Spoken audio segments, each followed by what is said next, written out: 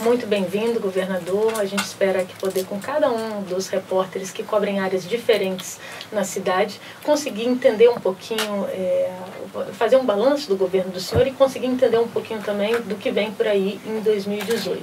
O governador Rodrigo Hollenberg tem uma experiência vasta aí na vida pública, já foi deputado distrital por 2 mandatos, deputado federal também, senador da República, já foi secretário de Estado. Primeira pergunta que eu faço para o senhor, governador, o senhor teve essa experiência muito grande no Legislativo, mas há 3 anos está à frente do Poder Executivo. O senhor se sente à vontade no cargo de governador, mesmo sabendo que 7 entre 10 pessoas, segundo dizem as pesquisas, consideram o governo do senhor ruim ou péssimo? Eu me sinto absolutamente à vontade, Lília. Nós estamos vivendo um momento muito difícil na história do nosso país, na história da nossa cidade. Coube a mim enfrentar esse momento como governador de Brasília, tomar as medidas necessárias para que a cidade pudesse, para arrumar a casa. E hoje eu tenho convicção que nós vamos oferecer, a partir de 2018, um ano de muita prosperidade, de muita realização. Há uma rejeição natural no país nesse momento à política e aos políticos, e é claro que ela atinge mais fortemente aqueles que estão em maior exposição. Mas eu tenho muita convicção que, com a oportunidade de poder explicar as coisas, contextualizar as questões, as pessoas saberão o tanto que nós avançamos nesses 3 anos. E qual é o legado que o senhor espera deixar para a população do Distrito Federal? Primeiro, um governo sem corrupção e um governo com responsabilidade fiscal. Eu entendo que são 2 pressupostos que faltaram ao país nos últimos anos e a Brasília, e que deixaram tanto Brasília como o Brasil numa situação difícil. E o nosso governo tem demonstrado, e isso é reconhecido, um governo reconhecidamente sério. Por outro lado, um governo que vem legalizando a cidade. Nós estamos fazendo o maior programa de regularização fundiária da história de Brasília. Já entregamos 44 mil escrituras no Distrito Federal. Nós estamos combatendo a grilagem de forma bastante rigorosa. Nós vamos entregar um hospital, que é o Hospital da Criança, que vai atender a praticamente toda a demanda de alta e média complexidade de pediatria do Distrito Federal. Nós vamos desativar o lixão da estrutural, que é uma vergonha cravada no coração do país, e fazer isso incorporando os catadores de material reciclável no processo produtivo de forma digna. Portanto, são muitos legados que, ao final desse governo, nós entregaremos à população de Brasília. O fato de o senhor ter passado a maior parte do seu mandato sobre as restrições da Lei de Responsabilidade Fiscal acabaram, de certa forma, até facilitando, dando argumentos para que o senhor pudesse fazer uma gestão mais fechada, com os cofres fechados? Isso teve um custo político e um custo pessoal elevado. Mas foram exatamente essas medidas duras que tomamos desde o início do governo que permitiram que hoje Brasília esteja numa situação melhor do que a maior parte das unidades da federação. Aqui os servidores estão recebendo em dia, os servidores recebem o 13º no mês do seu aniversário.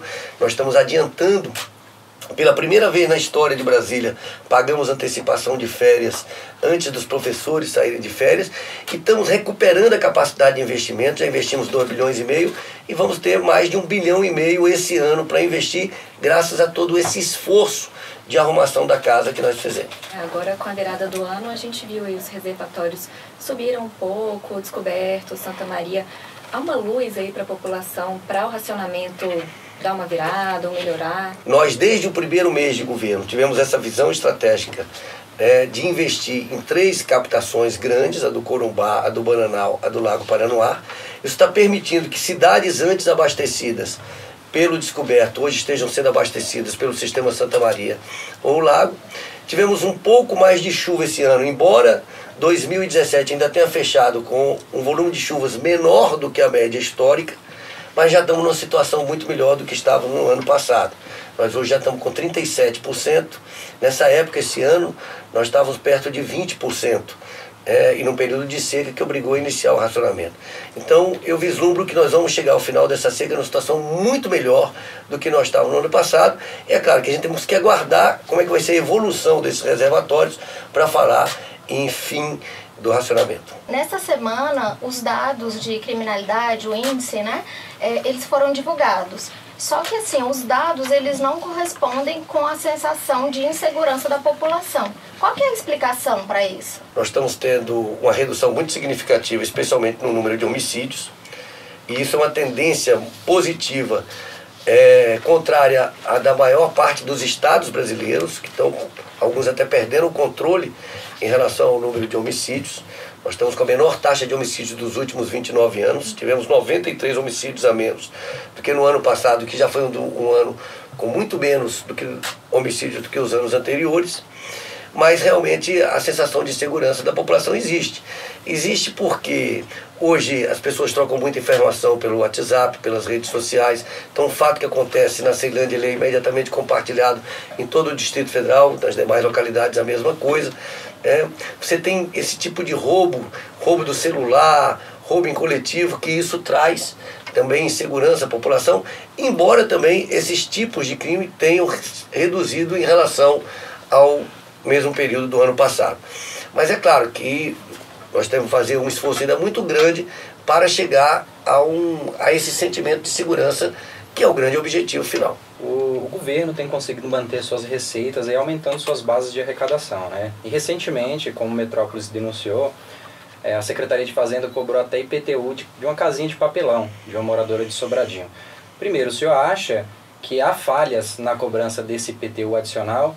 E segundo, por que a população não consegue enxergar a transformação dessa receita em benefícios públicos? Os benefícios estão aí, quando o servidor recebe o salário em dia, quando você tem uma recuperação de capacidade de investimento, você vai entregar um hospital novo no momento de crise, onde você já fez 8 centros de línguas, dobrou o número de centros de línguas, entregou mais de 23 creches, um aterro sanitário, tudo isso custa dinheiro e isso vem dos impostos da população.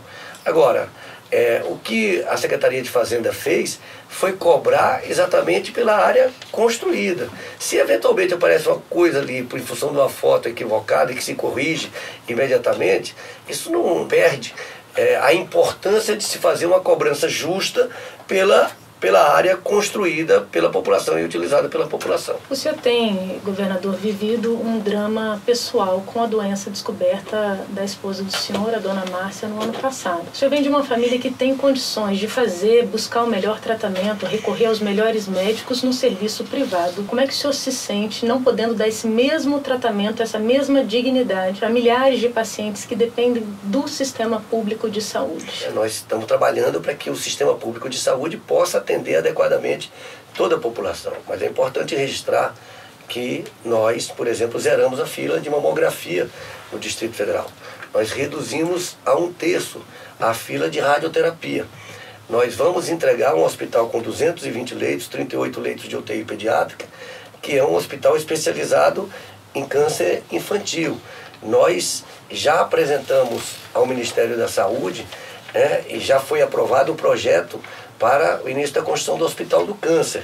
Então, é claro que a gente não vai resolver todos os problemas da rede pública de saúde em 3 anos, em 4 anos de mandato, mas eu posso assegurar que nós estamos avançando bastante e, ao final do nosso governo, certamente a população terá um atendimento melhor do que tinha quando iniciamos o governo. A gente reconhece que há problemas graves na saúde e é importante ressaltar que quando a gente recebeu o governo, além dos aumentos concedidos pelo governo anterior, sem ter previsão orçamentária e sem ter recursos financeiros, também foi aprovada uma lei de redução de jornada de trabalho. Houve uma perda muito grande de horas de trabalho semanais em função dessa medida. E nós estávamos impedidos de fazer contratação em função da lei de responsabilidade fiscal. Com todo o esforço feito pelo governo, com a saída da lei de responsabilidade fiscal, nós agora podemos contratar, e estamos contratando. Já no final do ano, contratamos mais de 271 médicos, maioria médicos de família, clínicos, para fortalecer as unidades de pronto atendimento. Vamos contratar outros profissionais de saúde, estamos aguardando a aprovação da Câmara Legislativa da emenda ao orçamento para que possamos contratar novos profissionais e vamos priorizar novamente profissionais da saúde para abrir leitos que estão fechados hoje.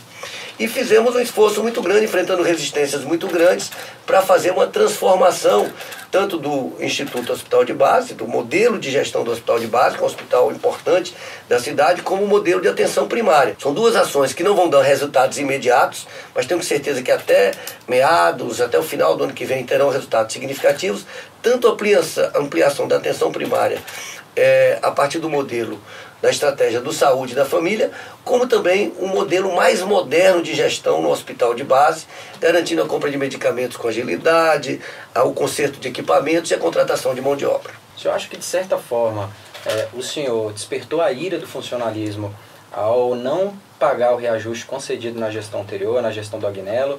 E segundo, o senhor acha que o senhor foi incompreendido ao vetar essa terceira parcela do reajuste? Eu acho que é natural que haja um descontentamento, uma expectativa de aumento de salário. Agora, o servidor público é uma pessoa bem informada, ele está vendo o que está acontecendo no Brasil. E é claro que para ele, mais importante do que ter um aumento e não receber, é ele ter a certeza que vai ter aquele pagamento no dia certo, como nós estamos fazendo. Eu tenho convicção que muitos servidores hoje compreendem o esforço do governo e reconhece esse esforço do governo ao comparar com estados administrados pelo PMDB, com estados administrados pelo PT, que estão parcelando os salários e que até hoje não pagaram o 13º, alguns deles de 2016. Esse descontentamento que o senhor diz, ele não vem só dos governos passados, né? Na gestão do senhor, inclusive na campanha, bem antes do senhor assumir, o senhor se comprometeu a manter a paridade da Polícia Civil com a Polícia Federal. A Polícia Federal ela teve o reajuste, a Polícia Civil continuou tentando negociar, só que depois o senhor recuou. Eu queria entender o que aconteceu e o que a Polícia Civil pode esperar do senhor agora em 2018. Olha, eu reconheço que eu estou em falta com a Polícia Civil. Ninguém imaginava também que a presidente Dilma, no último dia do seu mandato, fosse dar um aumento de 37% para a Polícia Federal. É claro que 37% a gente não podia dar. Se a gente tivesse dado 37% de aumento para a Polícia Civil, a gente não teria conseguido pagar. Vocês acompanharam todo o esforço que nós fizemos todo ano, todo final de ano, para pagar os compromissos. Toda a reestruturação da Previdência que a gente teve que fazer para, com muita dificuldade, continuar pagando o salário dos servidores em dia. Então, a gente reconhece que esse foi um compromisso que nós não pudemos cumprir em função da situação econômica do país. Nós fizemos uma proposta ao Ministério do Planejamento de ampliar em 1 hora a jornada de trabalho dos policiais civis para igualar com a jornada de trabalho dos policiais federais. Em contrapartida, o governo nos repassa o superávit do Fundo Constitucional. Porque para fazer isso, como é um volume grande de recursos, precisa ter recurso novo. Porque com a arrecadação que tem, nós não temos condições de fazer. Governador, falando de educação agora, o senhor universalizou o ensino para crianças de 4 e 5 anos. Mas a gente sabe, a gente já mostrou em diversas reportagens, que pais de meninos e meninas de 0 a 3 anos ainda vêm encontrando muitas dificuldades para conseguir matricular seus filhos em creches públicas, né?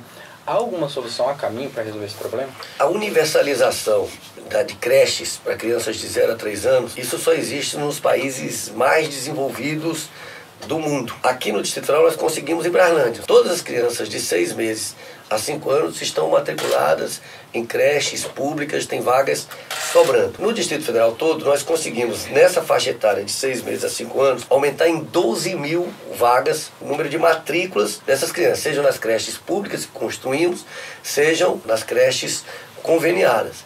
Mas ainda há, sim, uma demanda nessa idade de 6 meses a 3 anos. Vamos ampliar essa oferta, ao logo buscando parcerias, buscando convênio com instituições privadas, sem fins lucrativos. Agora, a universalização, neste governo, só vamos conseguir para crianças de 4 e 5 anos, que é um grande feito, porque é a primeira vez que isso acontece na história de Brasília e estamos cumprindo uma meta do Plano Distrital de Educação e do Plano Nacional de Educação. Governador, a minha pergunta de agora, eu queria fazer um pedido, na verdade. O mato está muito alto em Brasília. Hoje eu fui sair para brincar com meu filho de manhã na pracinha e estava tão alto que ele falou: mamãe, será que a gente vai encontrar aqui a Dora Aventureira? Porque a gente está na selva. Queria saber se há uma previsão para cortar o mato, como é que está essa questão da nova CAP? Nós fizemos uma licitação que ficou parada no Tribunal de Contas durante um longo período. Ela só foi concluída em dezembro, atrasou um pouco e, de fato, com muita chuva, aliada ao sol quente, esse período de verão, o mato cresce com rapidez. Mas desde final de dezembro, todas as cidades já estão com equipes trabalhando e eu diria que em 2 semanas todo o Distrito Federal já vai estar com a outra aparência. Agora, é importante registrar para a população. Isso aconteceu em função dessa demora na licitação, que houve um atraso no Tribunal de Contas, mas que isso vai representar uma economia de 63 milhões de reais para o conjunto da população de Brasília. Governador, essa semana o senhor se reuniu com toda a equipe, com todo o secretariado, para já tratar das eleições, né? Do que pode ser feito, do que não pode ser feito aí no período eleitoral. O senhor deve perder grande parte do primeiro escalão do seu governo. A gente publicou uma matéria dizendo que pelo menos 11 nomes deveriam deixar o governo. O senhor já tem um plano para suprir as deficiências que essa debandada aí vai deixar no governo? Primeiro, importante registrar a seriedade com que o governo está tratando essa questão da legislação eleitoral. Soltamos esse decreto que você se referiu para que fique muito claro quais são as condutas que não podem ser realizadas por agentes públicos no período eleitoral, para que tenhamos o máximo de isenção no processo eleitoral. Certamente alguns nomes perto disso deverão sair para disputar a eleição, mas nós já estamos tratando, certamente, no momento adequado da saída das pessoas e já terão substitutos à altura para dar continuidade às políticas que vêm sendo executadas em cada pasta. Governador, a gente vive mesmo um momento de contenção, de austeridade. O senhor se sentiu lesado ao saber que a cantora Alcione cobrou aqui o dobro do valor que ela cobrou em outros 2 estados para poder cantar no nosso Réveillon? O Ministério Público de Contas chegou a pedir explicações. O senhor pode antecipar para a gente quais seriam essas explicações? Um artista importante, numa época especial como o Réveillon, tem sempre um valor mais caro do que o seu valor de apresentação em outras datas não tão importantes como o Réveillon. O tribunal pediu as explicações, a Secretaria de Cultura deu as explicações, mas todas as informações que tive, inclusive pelo Metrópolis, foi no Réveillon e que a população gostou muito, tanto do show da Alcione como do show da Joelma. Nós divulgamos hoje um vídeo que mostra uns policiais militares empurrando a viatura. E nós entrevistamos alguns militares, eles falaram que isso é recorrente, que existem viaturas que estão até sem freio. O senhor, durante a campanha, o senhor prometeu seguro para as viaturas da PM e dos bombeiros. Como é que ficou essa promessa? Certamente é um caso isolado, até porque senão vocês estariam recebendo vídeos sobre isso todos os dias. Nós compramos equipamentos de proteção individual, os coletes balísticos, para todos os policiais. Nós compramos 145 carros novos. Nós compramos rádios novos. Nós estamos agora, devem ter chegado os coletes infláveis para os motociclistas. Nós criamos um batalhão de motopatrulhamento. E o resultado disso é que, embora a gente tenha tido uma redução muito grande no contingente da Polícia Militar, porque nós tivemos algo em torno de 20%, 3 mil policiais militares foram para a reserva ao longo desses 3 anos, nós tivemos um aumento da produtividade muito grande por parte da Polícia Militar. A apreensão de drogas, a apreensão de armas e a própria redução da criminalidade, especialmente do número de homicídios.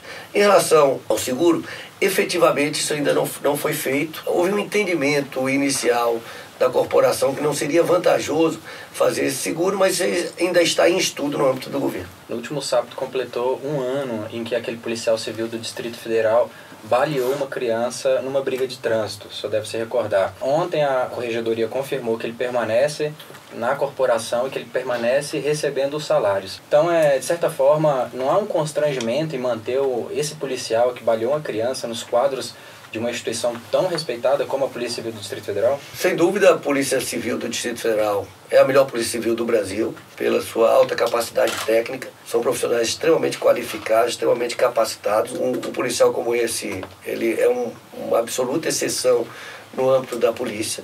Eu vou buscar informações, não tenho detalhes sobre esse caso, para mim é uma novidade, essa questão que você está colocando, saber do diretor da Polícia Civil o que levou a fazer com que esse policial não esteja afastado da corporação.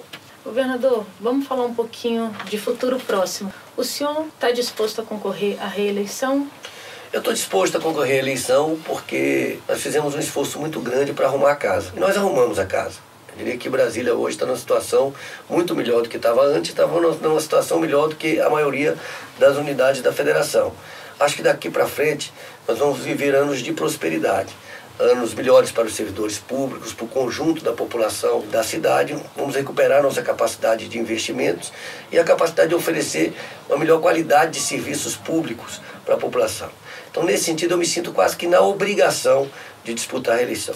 Agora, governador, existe, né, uma tese de que você não consegue governar sem uma aliança política, sem ter por perto os partidos ali para garantir a base de sustentação na Câmara, no nosso caso aqui na Câmara Legislativa. Mas isso causa situações como a que ocorreu recentemente quando o senhor nomeou para o cargo de secretária, que é alguém de confiança, alguém do primeiro escalão, uma pessoa que recentemente disse que o senhor era o pior governador que o Distrito Federal já havia eleito. Em nome dessa composição, vale colocar qualquer pessoa, qualquer partido? Um governo fracassado, do pior governo que Brasília já viu. Portanto, não vale que ela foi afastada em função daquilo. Eu não tinha conhecimento dessa declaração.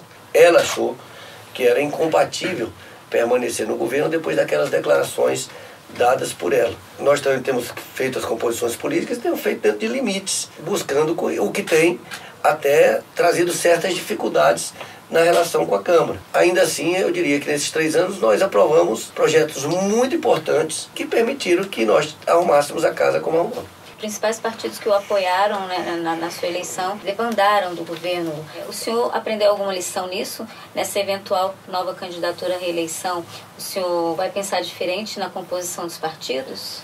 Olha, eu tenho uma avaliação muito própria que nós enfrentamos uma agenda de muita coragem com custo político alto e que alguns políticos, pensando nas suas eleições, se afastaram dela, não quiseram se vincular a uma agenda de austeridade, a uma agenda de equilíbrio econômico, uma agenda de arrumação da casa que eu reconheço que trouxe desgaste político. Agora nós vamos viver os resultados positivos disso, dias melhores para a população de Brasília, com a melhoria da qualidade dos serviços públicos e da capacidade de investimentos da cidade. Tenho convicção que muitos desses que se afastaram até poderão voltar num processo de composição política, especialmente a rede, que se afastou por uma visão diferente, não se afastou por uma discordância do governo. Portanto, eu tenho hoje uma expectativa muito positiva de uma aliança com a rede, de uma aliança com o PV, de uma aliança com o próprio PSDB, com Solidariedade, com o PROS, com o PRB, e nem descarto também uma aliança com o PDT.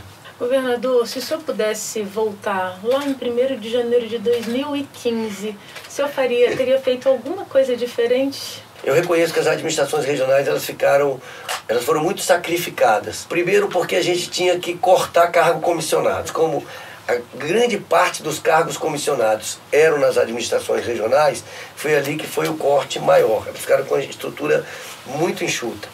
E há no meio político uma certa, dos próprios agentes políticos, uma certa desvalorização das administrações regionais. A pessoa acha que tem um status maior ser secretário do que ser administrador regional, o que é um grande equívoco. E eu certamente valorizaria mais as administrações regionais. Se o senhor pudesse definir o ano de 2018 numa só palavra, qual seria? Prosperidade.